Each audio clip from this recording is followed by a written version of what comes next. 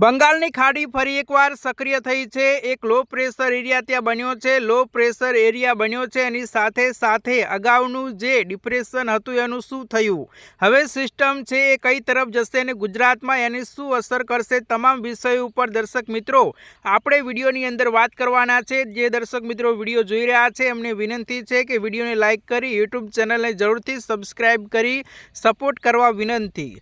સૌથી પહેલાં સેટેલાઇટ તસવીર પર નજર કરી લઈએ જેનાથી આપણે રોજ માહિતી મેળવતા હોઈએ છીએ।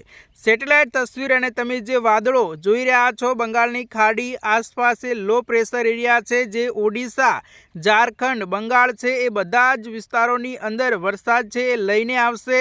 આ લો પ્રેશર એરિયા આના પહેલાં જે બન્યું હતું ડિપ્રેશન એ આ તરફ આગળ વધ્યું અને પછી અહીંયા આવી અને નબળું પડી ગયું। એ વેલમાર્ક લો પ્રેશરમાંથી ડિપ્રેશન બન્યું, ડિપ્રેશનમાંથી એ ફરી પાછું લો પ્રેશર બન્યું અને ખતમ થઈ ગયું। અહીંયા તમે જે જોઈ રહ્યા છો આ સાયક્લોનિક સર્ક્યુલેશન છે।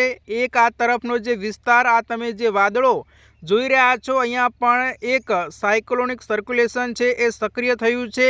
વેસ્ટર્ન ડિસ્ટર્બન્સ છે એ સક્રિય થયું છે અને આ જે તમે જોઈ રહ્યા છો એ મોન્સૂન ટ્રફ છે। અહીંયા છે આ શિયર ઝોન છે। હવે ગુજરાતમાં શું સ્થિતિ છે, આજે લો પ્રેશર એરિયા બન્યો છે, લો પ્રેશર એરિયા છે અત્યારે ઓડિશા છે, બંગાળ છે, ઝારખંડ છે એ બધા વિસ્તારોની અંદર, મધ્યપ્રદેશ આસપાસના વિસ્તારોની અંદર આજે મુસળધાર વરસાદ છે એ લઈને આવશે।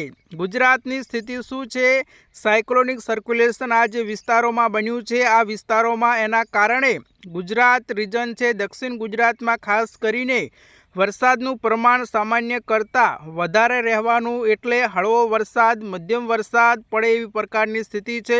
અમદાવાદ, ગાંધીનગર આસપાસના વિસ્તારો, બનાસકાંઠાના અમુક વિસ્તારો, અરવલ્લી, મહીસાગર, દાહોદ છે, છોટાઉદેપુર છે, વડોદરા છે, સુરત, તાપી, નવસારી એ બધા વિસ્તારો આ તરફ જે દરિયા કિનારાના વિસ્તારો છે ત્યાં સૌરાષ્ટ્રમાં પણ વરસાદ પડે, અમરેલી છે, ભાવનગર, ગીર સોમનાથ છે એ બધા વિસ્તારોમાં વરસાદ છે એનું પ્રમાણ થોડું વધારે રહે। આજે આજુબાજુનો વિસ્તાર છે, દ્વારકા છે, પોરબંદર છે, જામનગર છે, બધા વિસ્તારોમાં વરસાદ સાવ સામાન્ય આપણે જેને કહીએ ઝાપટું આવીને પડી જાય, વહી જાય એ પ્રકારનો વરસાદ છે રહેવાનો છે। આ સિસ્ટમ છે એ કઈ તરફ આગળ વધશે અને શું થશે એની પણ માહિતી વિંડીમાંથી મેળવી લઈએ। આ વિંડી અને તમે જોઈ રહ્યા છો આજે અહીંયા જે આખી સિસ્ટમ બની છે આ લો પ્રેશર એરિયા ફરી એકવાર બન્યો છે। આ તરફનો જે રસ્તો છે, વિસ્તાર છે, વિસ્તારની અંદર વધારે પ્રમાણમાં વરસાદ અને ભારે વરસાદ છે। આ તરફનો જે વિસ્તાર છે ત્યાં વરસાદનું પ્રમાણ ઓછું છે।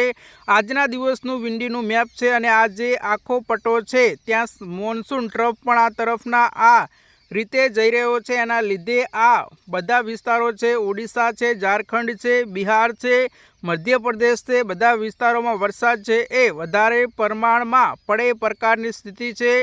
એની સાથે સાથે અહીંયા આપણે ત્યાં સુરત છે, નવસારી છે, તાપી છે, ડાંગ છે, બધા વિસ્તારો છે ત્યાં વરસાદનું પ્રમાણ થોડુંક વધારે રહેશે। આ તરફ છે અરવલ્લી, દાહોદ છે, મહીસાગર છે, આ બધા બોર્ડર વિસ્તારમાં, કેમ કે અહીંયા રાજસ્થાન આસપાસનો જે વિસ્તાર છે ત્યાં સાયક્લોનિક સર્ક્યુલેશન આપણે જે જોયું એમ બનેલું છે। એ સિવાય કચ્છના અમુક વિસ્તારો છે, વેરાવળ, ગીર સોમનાથ આસપાસનો જે વિસ્તાર છે ત્યાં વરસાદી માહોલ રહેશે। એની સાથે સાથે આગામી દિવસોની સ્થિતિ શું રહેશે, આજે તમે સિસ્ટમ જોઈ રહ્યા છો એ ધીમે ધીમે આગળ વધશે અને સિસ્ટમ આગળ વધશે એટલે અહીંયા આવી અને પછી આ તરફ જાય એ પ્રકારની સ્થિતિ છે એ અત્યારે વિંડીમાં બતાવી રહ્યું છે।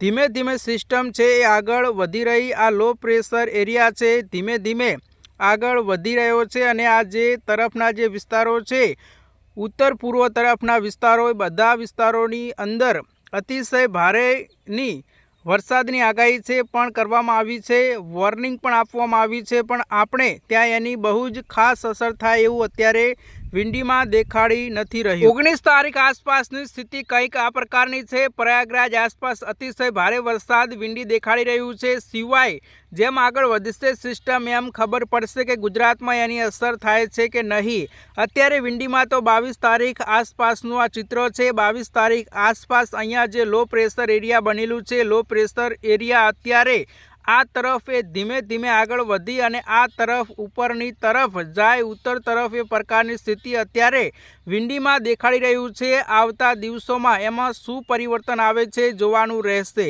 પણ હાલ પૂરતું આ જે સિસ્ટમ છે એ ઉપરની તરફ જાય એવું અત્યારે વિંડી દેખાડી રહ્યું છે।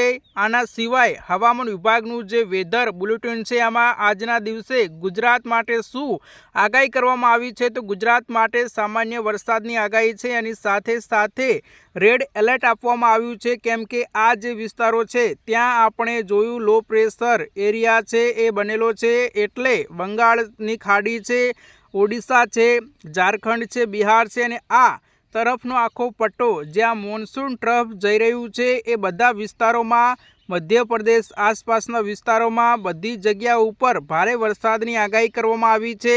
આ વખતે જે સિસ્ટમો બની, આ મહિનામાં જે ઓગસ્ટ મહિનામાં જે સિસ્ટમો બની, મોટા ભાગે અહીંયા બની ઉપર તરફ, અને એ સિસ્ટમો છે સીધી આમ ઉત્તર પૂર્વના રાજ્યોને અસર કરતી આગળ વધી ગઈ। જુલાઈમાં જે સિસ્ટમો બની હતી એ અહીંયા બની હતી અને ધીમે ધીમે આ તરફ પશ્ચિમ તરફ આવી, એટલે એની અસર છે એ ગુજરાત પર થઈ।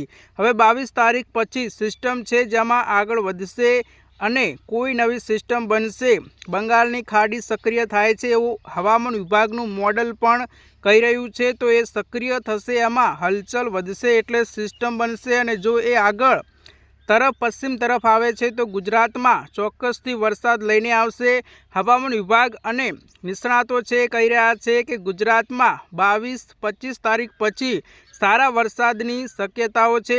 ગુજરાતમાં સ્થિતિ શું રહેવાની છે આજના દિવસ માટે, તો આજના દિવસે માટે અરવલ્લી, મહીસાગર છે, દાહોદ છે, બધા જ વિસ્તારોમાં, દક્ષિણ ગુજરાતમાં સુરત, નવસારી, તાપી, ડાંગ, વલસાડ એ બધા વિસ્તારોની અંદર યલો એલર્ટ છે, એટલે ત્યાં ભારે વરસાદ છે પડી શકે છે। છૂટાછવાયા વિસ્તારોમાં ભારે વરસાદી ઝાપટું પડી શકે છે એવી શક્યતાઓ હવામાન વિભાગે વ્યક્ત કરી છે। તો દર્શક મિત્રો, આવી સચોટ માહિતી માટે હમણાં લાઇક કરો, ફોલો કરો, યુટ્યુબ ચેનલને સબસ્ક્રાઈબ કરવાનું ના